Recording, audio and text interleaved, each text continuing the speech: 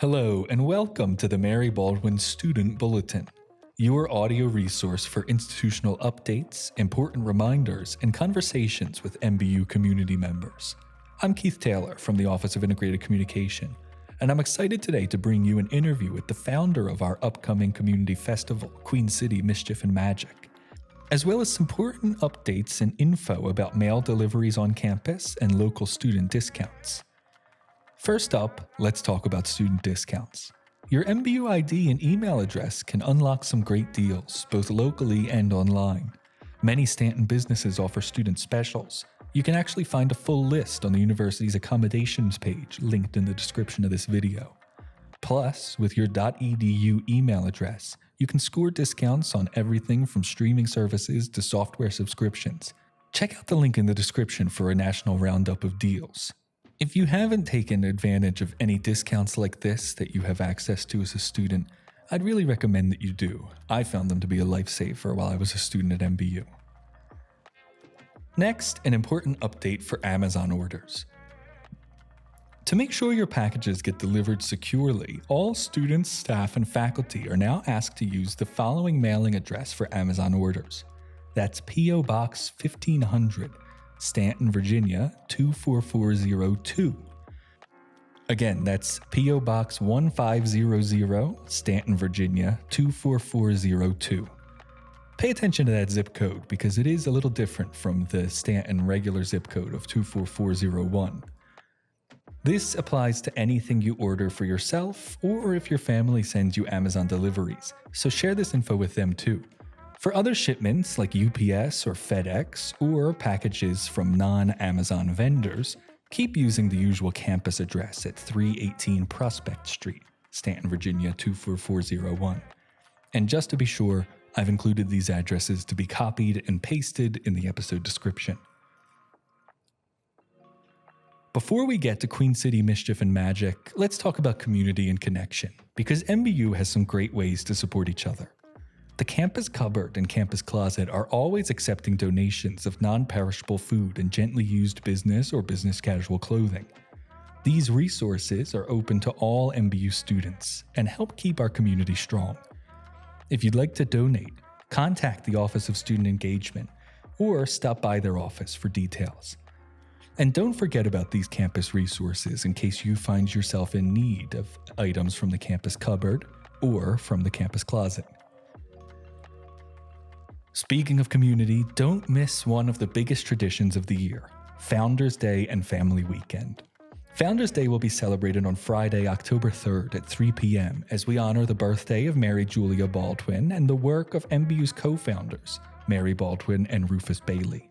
This special event also marks the kickoff of Family Weekend, which runs from Friday the 3rd through Sunday, October 5th. It's the perfect time to celebrate MBU's history, connect with your classmates, and welcome your families back to campus now that you're a little more settled in. As I said at the top of the episode, I'm excited to bring you an interview with Sarah Lynch, the founder of Queen City Mischief and Magic. If you haven't been around for previous year's festivals, I hope this interview can help encourage you to get involved as a volunteer or as an attendee and spend some time with our wonderful neighbors in downtown Staunton. Here's that interview for you, and I'll talk to you a little more after. Okay, and I'm here now with Sarah Lynch, who is the founder and one of the organizers of Queen City Mischief and Magic, as well as the owner of Baja Bean in downtown Staunton. Thank you for joining me today, You're Sarah. welcome. Guilty as charged.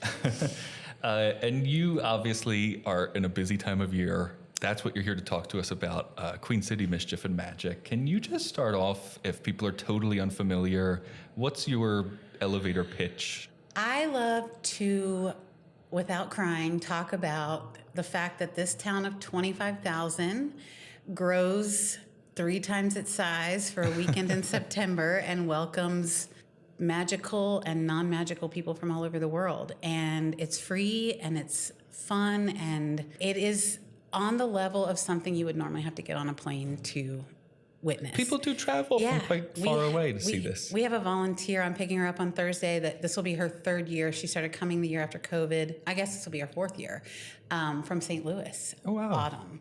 And she'd never been here before. She was on vacation on the East Coast the summer before her first QCMM 4 years ago, saw a flyer somewhere and booked a ticket.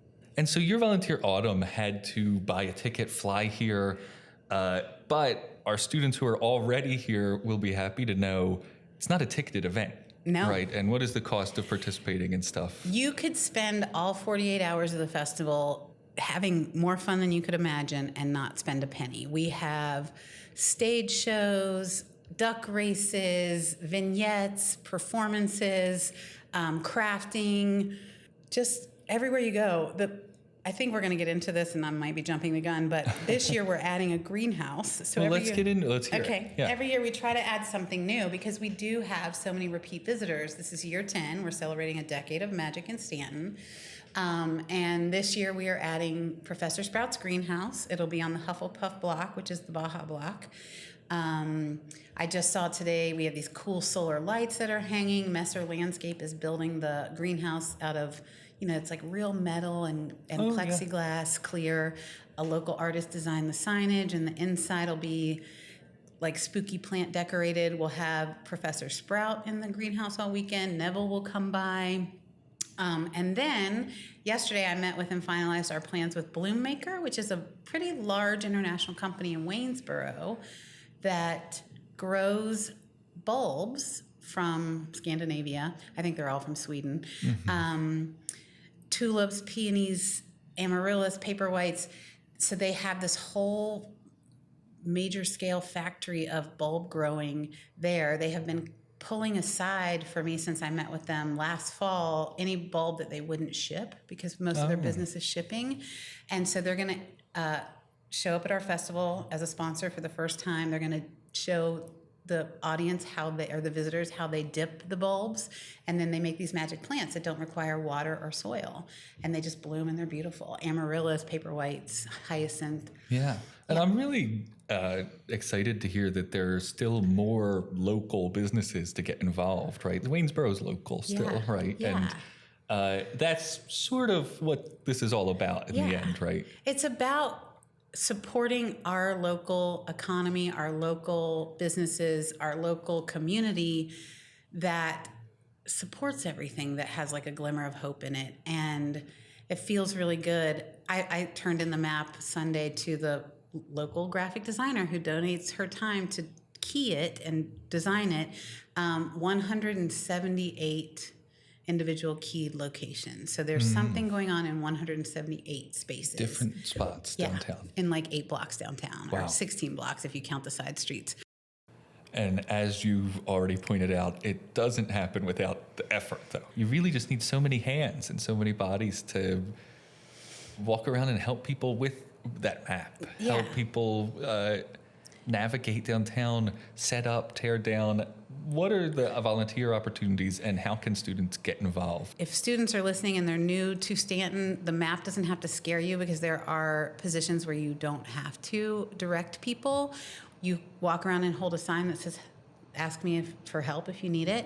You wear a blue prefect shirt, and sometimes you just sit at the information table and hand out maps or stickers or direct people to the person that would know the answer. Sometimes you follow characters around and take selfies or photos with the visitor's camera and, whichever character they spied and wanted to get their picture taken with. Sometimes you set up selfie spots or pull the stage down to Quidditch or what have you. So there's a position for everybody. There are lots of time slots. And how big of a commitment does it have to be? I think it's 3 or 4 hours. I don't think it's any longer than that. And I might be wrong. I never sign up because I work like Sam, like Linda, like Laura, Genevieve. We work from, 6 in the morning until midnight, the nights of the festival. And in those 3 hours, you get to experience the festival still. You get to experience the festival and kind of see behind the scenes. And just thinking back on my time as a student here, I know I definitely had 3 or 4, even if I didn't feel like it, I had 3 or 4 hours on a weekend that, looking back now, I say, man, why didn't I do something useful in that time? And hopefully I don't need to call on Susie Dahl in the McCree Center to tell our students how important volunteer experience can be. Speaking of Susie Dahl, she runs our so we have a whole Do Good Alley nonprofits. I think this year we only have about 10, which is about half of normal. And that's okay because we don't have the wharf area where we usually put them, but they're going to be on New Street. And Susie is sort of our supervisor of Do Good Alley, making sure people set up in the right places. Everybody's involved. It is. I mean, everywhere you turn, the doers in this town have a clipboard and they're jumping in, and it's nice. And I think you are right. It's a Sign Up Genius link. Our students can find that in the description. Is there anything else you want to share with the student community? I think the point you just made where, you get to your last year, you finally venture down there and you kick yourself that you haven't done it sooner. This is year 10. It's the year of Fluffy. We've got a 3-headed dog. I was just at Grand Piano this morning measuring. He is 15 feet wide and 12 feet deep. Whoa. And they might animatronic him in time. I'm not sure. Next year is our year 11, and we're planning on we're going in the Wicked direction. And we just add magic and fun every year so that it stays exciting and interesting. Well, thank you for joining me. Thank you for having me. I really do hope to see a lot of our students out and about that weekend. Me too. I think another thing I would love for your students to know, as the owner of Baja and, someone that participates in several of the organizational activities downtown, we look forward to seeing you guys, and we want you in our community. We want you in our downtown. We want you to feel welcome. And we welcome these people that come in droves, tens of thousands, 40,000, however many people that come. We say, welcome home. Like, Staunton is your second home, and we want your students to feel the same way. Well, if they don't already feel comfortable, I think QCMM is a great introduction and a great way to get comfortable downtown. And thank you just so much for joining me today, You're welcome. Sarah. Thanks for having me. Thank you again to Sarah Lynch, and remember that you can find all relevant QCMM links in the episode description. Before we wrap up, I want to give a quick shout out to Signature Events, MBU's new series of lectures, performances, and community gatherings. The first event featured award-winning photojournalist Brian Palmer last week, and we'll drop a link in the description to the full schedule so you can plan which events to check out next. The next event on the schedule is the Relay for Life walk in support of Alzheimer's research at our Murphy-Deming campus in Fishersville. Follow the link in the episode description to sign up and show your support. Thank you for listening to this edition of the Student Bulletin. Links and details related to every topic we covered today are available in the video description. And don't hesitate to email my office at communicate@marybaldwin.edu with any questions. I've been Keith Taylor. Have a great week.